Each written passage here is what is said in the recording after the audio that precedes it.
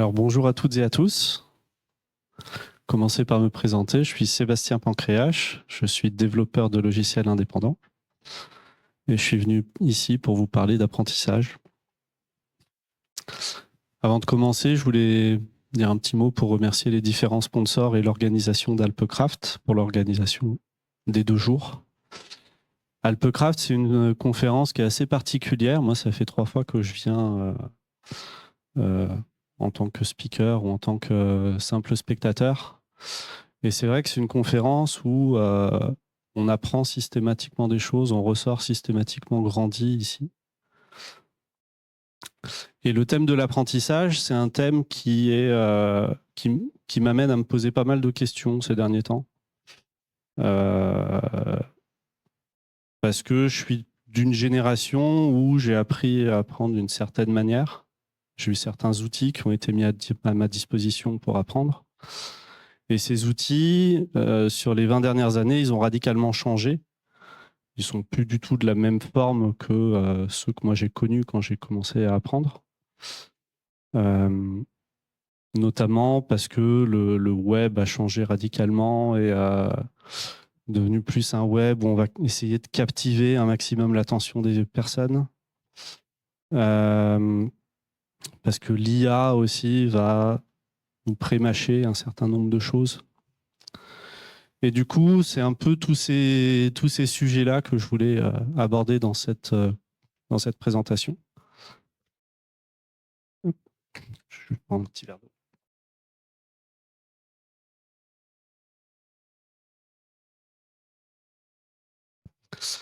Alors, pour commencer, à main levée, s'il vous plaît, à qui ça parle, toutes ces images? Et qui les a connues dans son enfance? Qui a joué avec dans son enfance? Non. Ok. Donc, ceux qui ont joué avec dans leur enfance, il y a de fortes chances que vous passiez partie, comme moi, de la Minicum génération, ou plutôt la génération Millennials. Donc, comme moi, vous avez connu la trilogie du samedi, vous vous êtes levé en cachette le soir pour la regarder sur la télé du salon.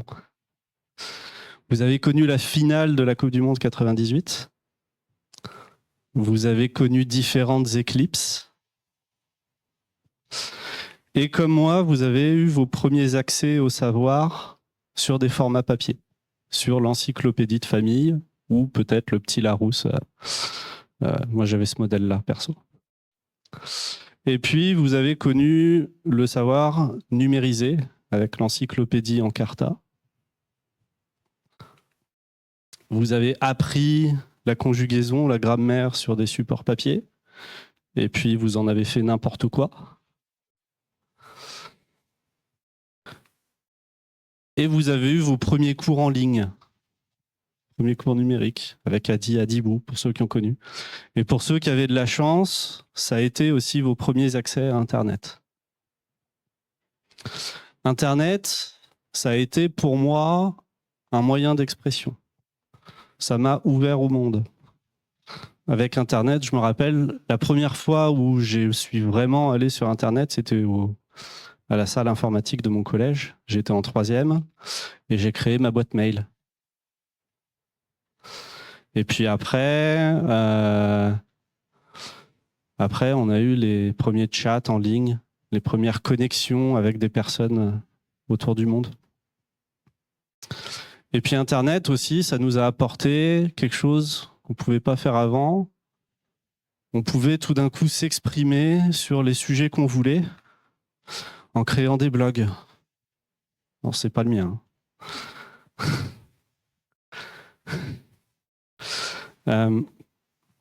Et puis, quand on avait besoin d'aller chercher des informations, le savoir, il s'est déplacé. On n'allait plus chercher sur l'encyclopédie familiale. On allait chercher, demander à Google et à Wikipédia. En ce qui me concerne, j'ai eu accès aux premiers tutoriaux en ligne via le site du Zéro. Le site du Zéro, pour ceux qui ne connaîtraient pas, c'est l'ancêtre de Open Classroom. Grâce au site du Zéro, j'ai appris à faire du PHP et du Flash. Premier métier. Premier métier, c'était de développer des sites internet. Donc, je faisais du WordPress et du PrestaShop. Et puis, comme c'était du WordPress et du PrestaShop, j'avais beaucoup de problèmes. Donc, j'allais beaucoup demander à Google et à Stack Overflow pour comprendre pourquoi ça ne marchait pas. Donc, grâce au web, grâce à ce web-là, j'ai appris mon métier. Ce web-là, il m'a fait grandir, il m'a fait m'ouvrir au monde. J'ai pas tenu de blog sur Avril Lavigne. Par contre, grâce à ce web-là, je me tiens aujourd'hui devant vous. Ce web-là, il m'a appris à apprendre. Et donc aujourd'hui, vous l'avez compris, on va parler un peu de ce web qui a été fondamental dans mon apprentissage. Et je ne peux pas parler d'apprentissage sans revenir un peu aux sources, aux fondamentaux de ce qu'est l'apprentissage et savoir pourquoi on apprend. Qu'est-ce qui fait que la société humaine s'est développée autour de l'apprentissage? Pourquoi on a développé un système structurel avec l'école? Voilà. L'apprentissage, en fait, c'est une question de survie en termes d'évolution. C'est ce qui a permis à l'espèce humaine de survivre. Le cerveau de ces enfants, vous voyez là, ils ont tous 86 milliards de neurones. 86 milliards. À leur naissance, ils naissent avec 50 000 milliards de connexions neuronales. À l'âge de 2-3 ans, ça va monter à 1 million de milliards de connexions neuronales. J'arrive pas à me représenter ce chiffre. 1 million de milliards. Même Musk, il n'est pas là.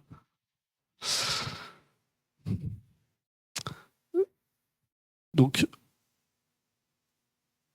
ces connexions neuronales, elles vont donc monter jusqu'à l'âge de 2-3 ans et ensuite elles vont diminuer petit à petit. Et à l'âge adulte, elles vont arriver à autour de entre 100 et 500 000 milliards de connexions neuronales. Donc c'est pour ça qu'on parle qu'à l'âge de 2-3 ans, il ne faut pas exposer les enfants devant les écrans parce que ça va capter davantage leur attention. Et le mot apprendre, en fait, il signifie appréhender son environnement. Ça a la même racine grammaticale. Vous vous doutez bien que l'enfant qui est en haut ici, qui est né dans le froid, qui a des conditions hivernales en permanence, eh ben, il ne va pas évoluer de la même manière qu'un enfant qui va naître au milieu du Sahara ou en France. Ses conditions de survie ne vont pas être les mêmes. Donc biologiquement, le fait que le cerveau humain apprenne aussi vite et qu'il ait ses facultés d'apprentissage, ça va permettre à nous, en tant qu'humains, de s'adapter à notre environnement et de survivre.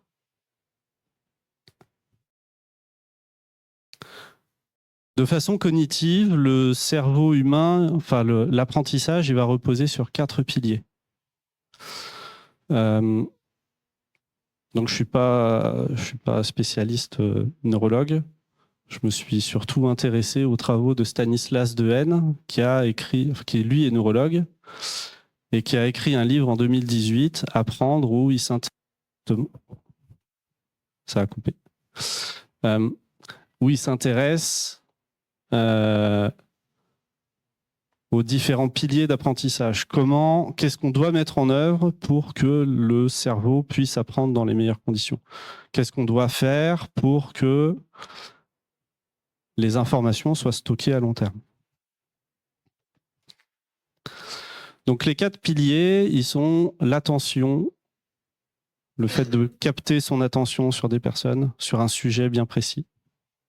L'engagement actif, le fait d'être dans l'action au moment de l'apprentissage.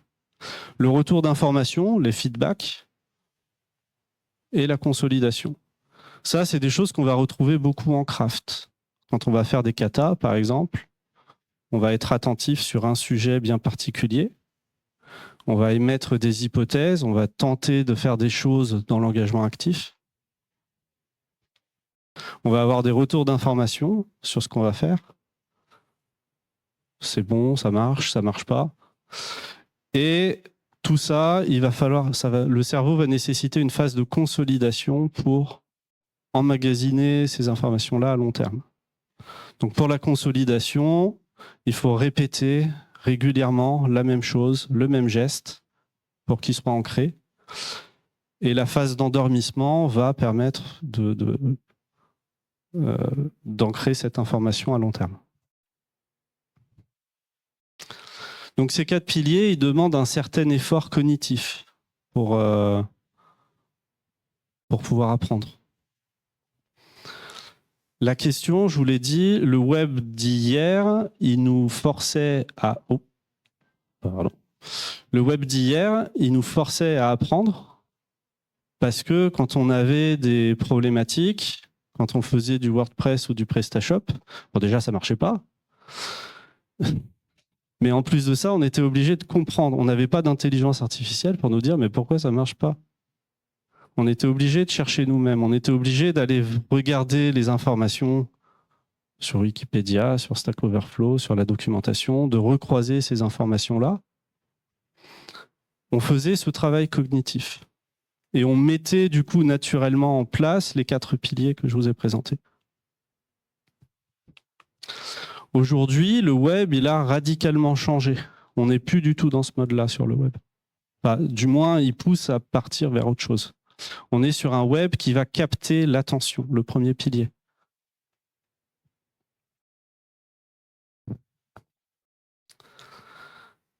Un exemple de ça, vous ouvrez Netflix. Netflix, il va vous proposer des contenus qui vous ressemblent, que vous avez envie de regarder parce que l'algorithme va vous pousser vers du contenu. Vous n'avez plus besoin d'aller chercher vous-même.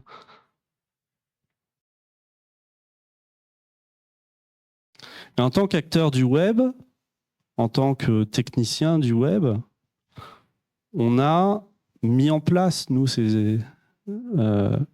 on a développé ces briques techniques. Le scroll infini, les feeds, les notifications. On a été acteur de ça. Et aujourd'hui, ça arrive à des choses qui sont assez perturbantes, pour ma part. Le brain rot, je ne sais pas qui a entendu parler de ça. Donc le brain rot, c'est littéralement le pourrissement cérébral. Brain rot, c'est le fait de fournir des contenus les plus abrutissants possibles, d'en proposer le plus possible et de capter l'attention de tout le monde. Le fait de capter l'attention, ça va générer de l'argent derrière. On a aussi aujourd'hui beaucoup plus de fragmentation de contenu que ce qu'on avait à l'époque où moi j'ai découvert le web. Sur les réseaux sociaux, vous allez avoir des vidéos qui vont durer 10 à 15 secondes maximum. Et puis si ça dure trop longtemps, de toute façon, on n'arrive plus à suivre, donc on zappe. L'exposition aux écrans, j'en ai parlé tout à l'heure, mais le fait de faire des contenus addictifs vont nous exposer de plus en plus et vont exposer les enfants de plus en plus aussi. Il y a eu des études en Suède. Alors la Suède, ils avaient décidé en 2009 de fournir des tablettes à tous les enfants, de supprimer totalement les manuels scolaires. Ils sont complètement revenus dessus dernièrement parce qu'ils se rendaient compte que les enfants n'apprenaient plus correctement. Et le dernier point, ça va être, j'en ai parlé déjà, mais l'intelligence artificielle qui va réfléchir à notre place, qui va nous sortir du contenu déjà préétabli. On aura l'occasion d'en reparler.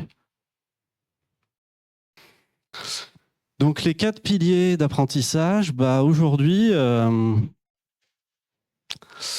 ils sont un peu attaqués de toutes parts, quoi.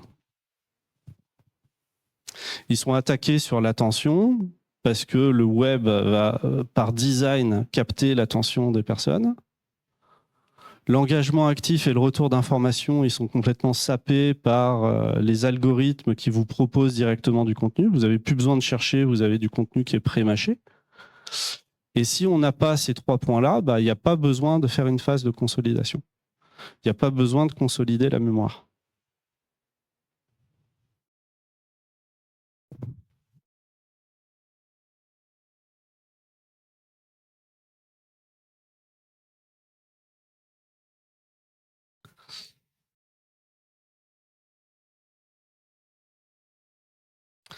Donc, je me suis posé la question, parce que je vous dresse un tableau qui est quand même pas hyper réjouissant. Je me suis posé la question de savoir, philosophiquement, est-ce que c'est quelque chose qui existe depuis longtemps? Est-ce que on a déjà eu dans l'histoire de l'humanité d'autres technologies qui ont comme ça attaqué à ce point l'apprentissage? Alors j'étais content parce qu'il y a Platon en fait qui s'est posé la question il y a 2000 ans avec l'écriture. Il s'est posé la question de savoir si le fait d'écrire, on allait perdre notre mémoire ou pas. Est-ce que l'écriture attaque la mémoire? Est-ce que si on écrit du contenu, on a juste une illusion de savoir, mais on ne sait plus vraiment? La réponse à ça, et au final, c'est un paradoxe philosophique. En fait, l'écriture est un pharmacone. Donc un pharmacone en philosophie, c'est à la fois un remède et un poison. L'écriture, effectivement, elle va déplacer la mémoire. La mémoire sera plus forcément dans le cerveau, mais elle sera dans le contenu qui a été écrit. Donc en ça, c'est un poison. Mais s'il n'y avait pas eu l'écriture, je ne serais pas aujourd'hui en train de vous parler de Platon, qui, il y a 2000 ans, nous a parlé de l'écriture et des problématiques que ça avait. Donc il y a ce paradoxe, en fait, de remède et de poison sur l'écriture. Dans les années 60, à la fin des années 60, il y a Derrida, qui est un autre philosophe français, qui a repris les travaux de cette écriture de Platon, et qui s'est posé la question par rapport aux différentes inventions humaines qu'il avait pu y avoir entre-temps.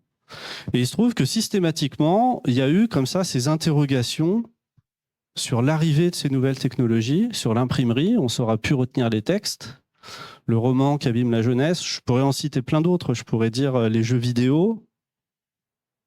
Je pourrais dire aussi les comics dans les années 60 qui rendaient les enfants, enfin les adolescents violents.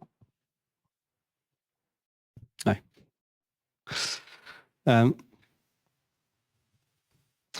Et ce que nous dit Derrida, c'est qu'en fait, les technologies humaines sont des pharmacones.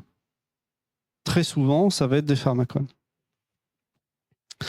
Et on ne va pas vraiment avoir, avec ces technologies-là, on ne va pas avoir vraiment de dégradation du savoir, de la connaissance.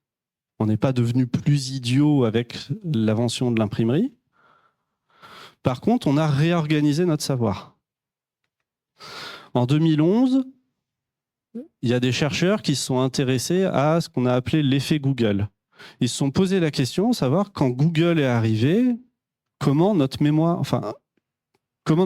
a été impactée par l'arrivée de Google. Ce qui est ressorti de ça, c'est une réorganisation, c'est-à-dire que on ne retient plus l'information elle-même, mais le moyen d'aller chercher l'information. On sait faire une recherche Google pour aller récupérer l'information, donc l'information elle-même n'est plus forcément intéressante. Par contre, ce que change aujourd'hui l'IA générative par rapport à ça, par rapport aux différentes technologies qu'il a pu y avoir avant, l'écriture, la calculatrice, c'est que ces technologies-là, on avait toujours le besoin d'assembler du savoir. On avait toujours le besoin de comprendre, d'avoir un esprit critique sur ce qui nous était ressorti. Quand on posait une question à Google ou à Wikipédia, on avait besoin quand même d'aller recroiser les informations. Moi, je me rappelle de mes profs qui nous disaient « Attention, faites pas confiance à ce que vous lisez sur Wikipédia. Allez recroiser les informations, allez chercher dans des livres, allez chercher... » Voilà. Aujourd'hui, les LLM, en fait, ils vous font une synthèse déjà toute prête de la question que vous lui posez. Et en plus, avec un aplomb incroyable qui fait que vous allez avoir tendance à le croire. Donc l'intelligence artificielle, ce qu'elle attaque, c'est directement l'engagement actif. Le deuxième pilier de l'apprentissage. Et là-dessus, c'est documenté aussi. Mais avant de parler de la documentation, je vais reparler de difficultés désirables. Les difficultés désirables, c'est le fait que Pour pouvoir apprendre, il faut qu'on ait des efforts, il faut qu'on rencontre certaines difficultés. Ça, c'est Bjork, qui sont des psychologues cognitifs qui ont fait pas mal de séries d'études depuis les années 90. Ce qui nous montre, ça va être en deux courbes. Vous allez avoir une première courbe ici, grise, qui va représenter l'apprentissage ressenti, qui est l'apprentissage facile. Vous allez avoir l'impression d'apprendre très vite au début. On vous explique un sujet. Aujourd'hui, je vous explique un sujet, vous avez l'impression de le comprendre hyper bien, hyper vite. Sauf que l'apprentissage réel, en fait, il nécessite du travail, il nécessite de l'effort. Si vous relisez juste vos notes, vous allez avoir l'impression de comprendre, mais ça va vous demander beaucoup plus d'efforts pour vraiment emmagasiner ce que je vous aurais expliqué aujourd'hui. Donc en fait, un effort qui est fluide, enfin un apprentissage qui est fluide, c'est un apprentissage qui vous ment. Ça ne marche pas, un apprentissage qui est fluide. Ça n'existe pas. Donc quand une intelligence artificielle vous dit « bah oui, c'est comme ça » et que vous dites « bah oui, c'est comme ça », bah, en fait, il y a de fortes chances que vous ne le reteniez pas. Et là-dessus, il y a eu justement un test qui a été fait par le MIT. Donc c'est un essai qui s'est fait sur 4 mois avec 3 groupes d'individus de 18 à 39 ans. Et à chacun de ces groupes, on demandait de rédiger un essai.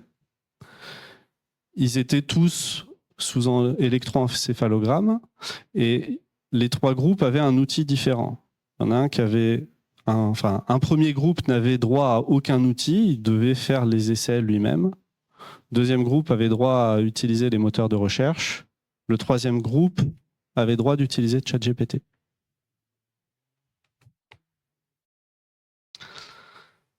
Ce que l'étude a montré, c'est que 83% des utilisateurs de ChatGPT sur cette étude n'ont pas été capables a posteriori de citer une seule phrase qu'ils avaient écrite dans leurs essais.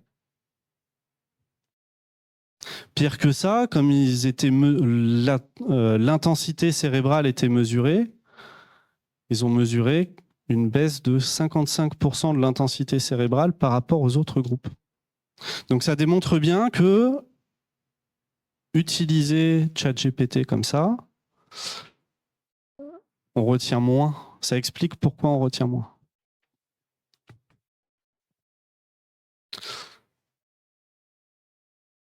Donc là-dessus, comment savoir si on apprend?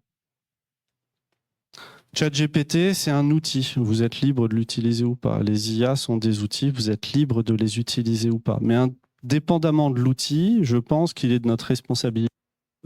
Ah. Allô? Ah, c'est bon. Ok. Je pense qu'il est de notre responsabilité de continuer à apprendre. Une première chose que vous allez pouvoir faire, c'est voir si vous êtes capable de transférer l'information dans un contexte différent. Par exemple, aujourd'hui, je suis en train de vous parler d'apprentissage. Un bon cas de transfert, ce serait d'écrire une note sur un blog avec tout ce que je vous ai dit. Et là, si je suis capable de le faire sans outil, c'est que j'ai bien appris mon sujet. Expliciter aussi, pas explicitation, le fait d'expliquer à quelqu'un sans prendre de notes. Et le troisième point, c'est la reconstruction. Le fait de refaire le travail depuis zéro. Ça, c'est quelque chose qui, moi, me parle beaucoup par rapport à la communauté craft, les kata, les coding dojo. Le fait d'expliquer à des personnes plus jeunes comment on va fonctionner tel ou tel pattern. Le fait de réappliquer ces connaissances sur des contextes totalement différents. Le fait, des fois, de recréer un pattern de zéro parce qu'il n'y a pas besoin de faire la lib, tout ça. Voilà. Et tout ça, bien sûr, ça se fait avec l'absence de l'outil, parce que si vous faites tout ça avec ChatGPT, c'est facile, quoi. Donc avec les intelligences artificielles, on fait beaucoup, on produit beaucoup, mais en fait, on apprend moins. on a une différence entre performance et apprentissage. Et là, je ne parle pas de qualité, bien sûr.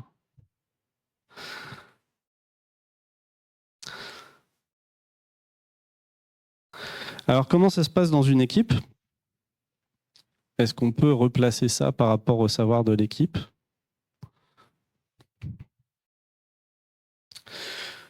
Une équipe, pour bien fonctionner, il va y avoir ce qu'on appelle la mémoire transactive. C'est la mémoire collective de l'équipe. Elle va se faire via l'interaction entre les différents individus, un peu tout ce que vous a expliqué tout à l'heure Emmanuel. Un risque que moi je vois avec l'intelligence artificielle, avec le fait de l'intégrer dans une équipe, c'est que ça se passe comme ça. C'est-à-dire qu'au début, un mode de fonctionnement efficace, c'est que tous les individus communiquent entre eux, prennent des décisions ensemble, qui soient collégiales, qui soient communes, où tout le monde est d'accord ou pas. Mais en tout cas, discuter ensemble. Un risque que je vois aujourd'hui et que je vois moi apparaître dans l'équipe dans laquelle je suis, c'est de tout centraliser dans l'intelligence artificielle. L'inconvénient de ça, c'est que si on centralise tout le savoir dans l'intelligence artificielle, on perd totalement l'intelligence collective qu'il y avait autour, l'esprit d'équipe qu'on pouvait challenger.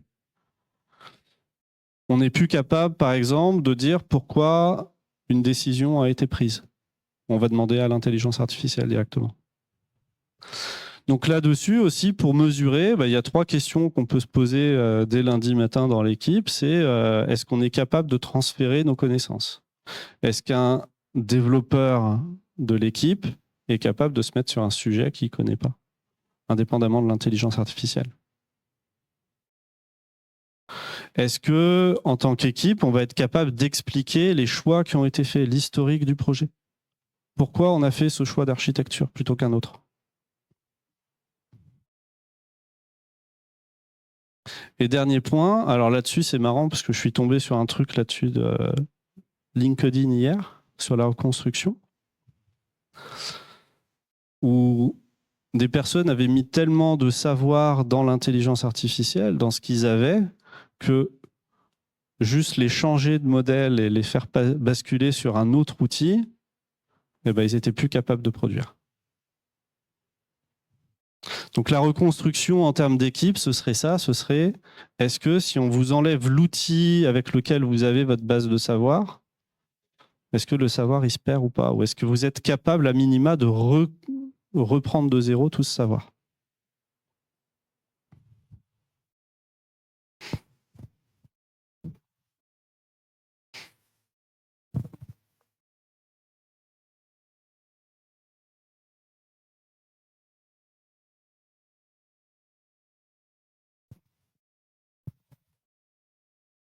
Là-dessus, ce n'est pas des choses qui sont nouvelles. Hein. Ce sont, à mon sens, des pratiques qui auraient dû exister déjà. Enfin, c'est des choses qui font qu'une équipe fonctionne bien de toute façon en termes de savoir, qui est intelligence artificielle ou pas. Ça reste des métriques qui sont intéressantes pour montrer qu'une équipe fonctionne correctement et suffisamment intelligente.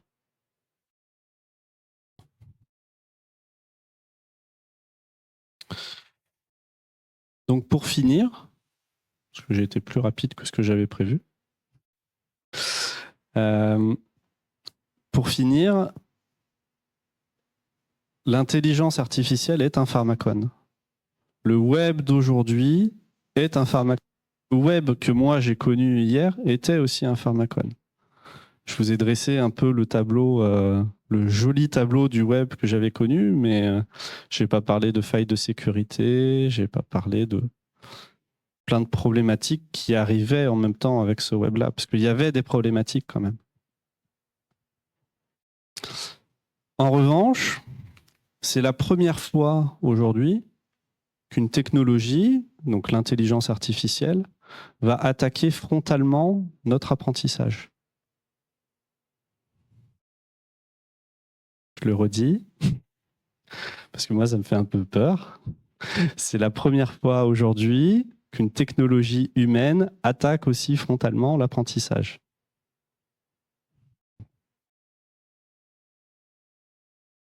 Et mon propos, c'est pas de vous dire n'utilisez pas l'intelligence artificielle, c'est mal, parce que c'est un pharmacone. Donc c'est à la fois un remède et un poison. Je suis persuadé qu'il y a plein de choses qu'on peut faire avec l'intelligence artificielle qu'on n'arrivait pas à faire hier. Par contre, il y a aussi des grosses problématiques qui se posent à l'usage. Et j'ai envie de retenir un peu cette phrase que j'aime bien. Un grand pouvoir implique de grandes responsabilités.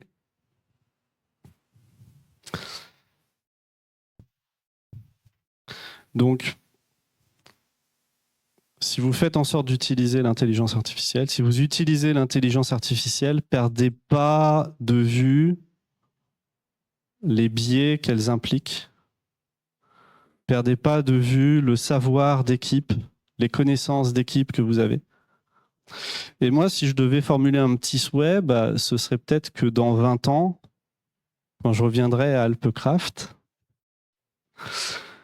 on me présente ce sujet-là.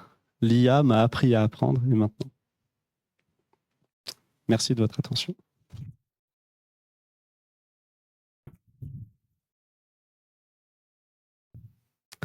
Est-ce que vous avez des questions?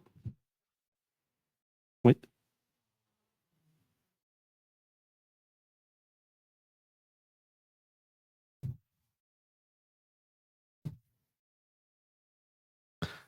Oui.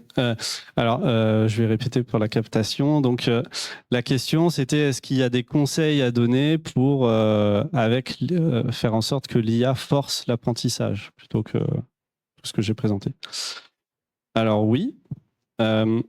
Pour information, je me suis beaucoup servi de l'IA pour préparer le sujet. La manière à laquelle je l'ai fait, c'est un truc très simple que vous pouvez faire, c'est de désactiver dans les prompts. Vous lui dites, tu me donnes pas tu n'analyses pas toi-même. Tu me donnes juste les sources que je te demande. En fait, l'IA, je m'en suis servi comme un super moteur de recherche qui était encore plus puissant que d'aller chercher sur Google. Voilà. Il m'a ressorti énormément de sujets, d'informations que je pouvais aller recroiser. Donc, il y a ça comme outil que vous pouvez faire, c'est de lui dire, va me chercher ces informations-là. Par contre, tu n'inventes pas, tu n'élabores pas dessus, parce que tu ne connais pas mieux que moi. Et juste ressors-moi les informations brutes. Et ça marchait très bien. Oui.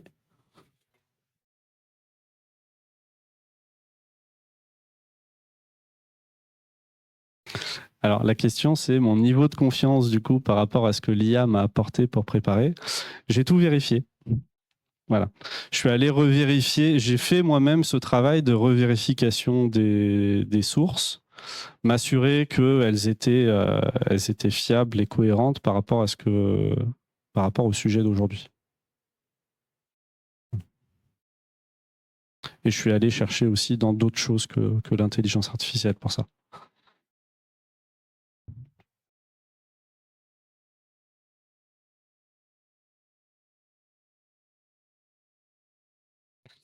Alors la question, c'est, in fine, si je recontrôle tout, est-ce que ça n'aurait pas été plus rapide? Je me suis posé la question et je pense que je suis tombé dans le biais de la facilité que j'expliquais tout à l'heure. Le fait que l'IA me propose très vite des choses qui me paraissaient cohérentes, je suis allé dessus et au final, je n'ai pas forcément gagné beaucoup de temps, je pense, par rapport à un mode de recherche classique que j'aurais eu avec du Wikipédia, avec des recherches Google et des moteurs de recherche. Je ne suis pas convaincu de ça. Voilà. Est-ce qu'il y a d'autres questions? Non? Oui?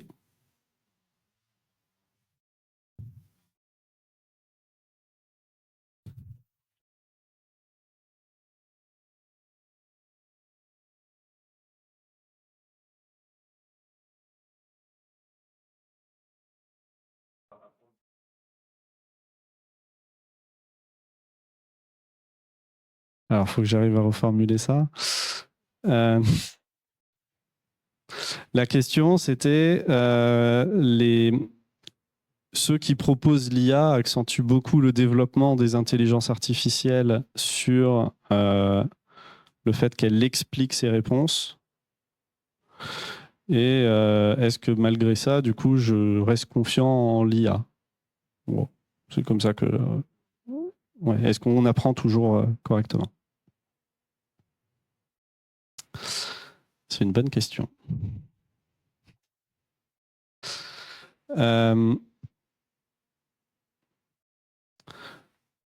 Je pense que ce qui est important et ce qui ressort de la présentation, c'est le travail cognitif qui doit être fait derrière. Donc même si l'IA nous explique, nous propose... Enfin, je pense que c'est une bonne chose. Ça part dans le bon sens et d'un bon sentiment. Le fait que l'IA nous explique également tout le cheminement de pensée qu'il a pu y avoir. Pour autant, faut rester avec un esprit critique par rapport à ce qu'elle nous ressort, même si elle nous sort plein de choses qui ont l'air super. Faut garder en tête que, attention, ça reste juste un algorithme derrière. Et voilà. Je sais pas si c'est clair. Ok. Oui. Mustapha.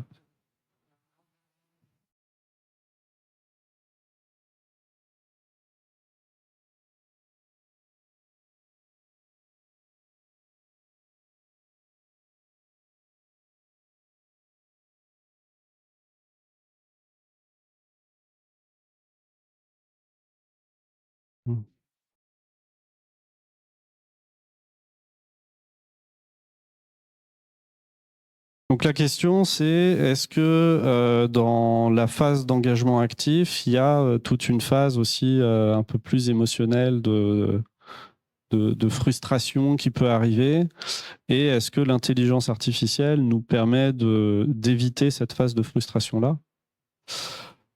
Je pense que oui, c'est un des biais qui peut y avoir.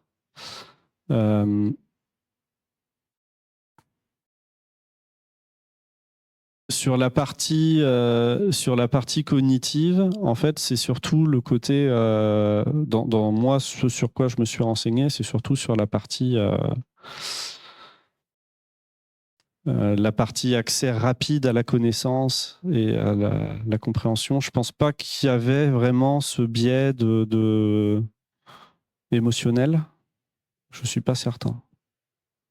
Voilà.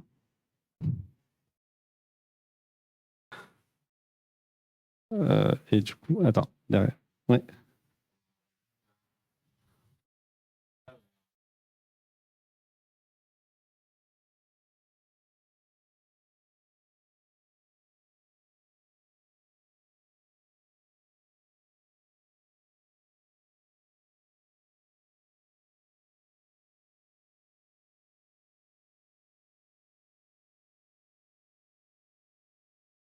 Ouais.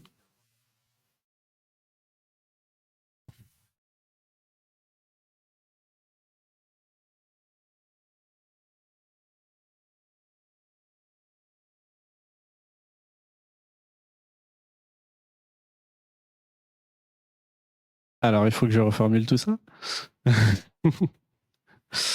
euh,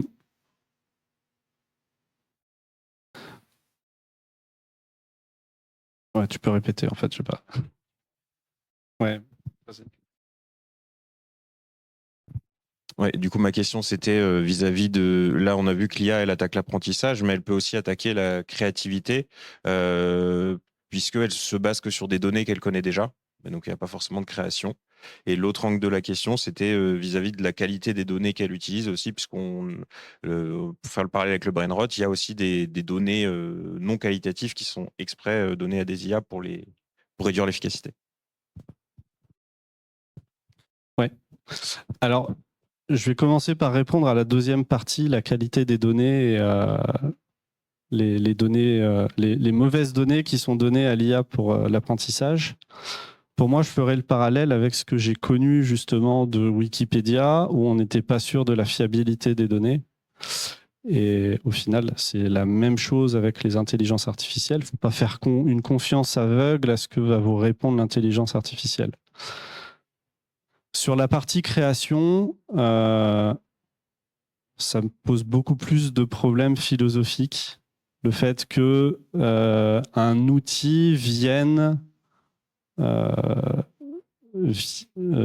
pirater un espace d'expression humain qui est la création. C'est pour ça aussi que j'en ai pas trop parlé dans ce sujet-là, mais pour moi, oui, c'est effectivement un des problèmes qu'il y a avec l'intelligence artificielle. Un outil devrait aider à la création et pas remplacer ça. Voilà, ça pose des vrais problèmes de société, mais c'était pas le sujet central d'aujourd'hui qui était sur l'apprentissage. Est-ce qu'il y a d'autres questions? Une dernière.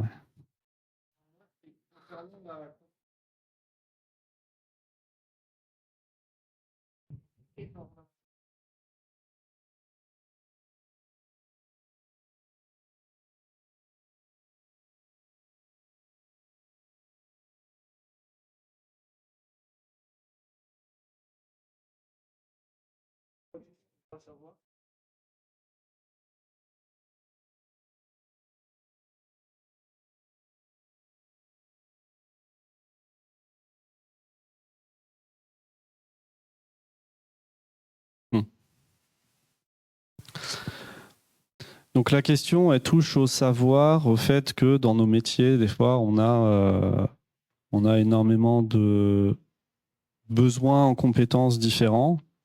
Et du coup, la question se pose sur comment on apprend sans IA, quoi. Si j'ai bien compris. Comment ouais.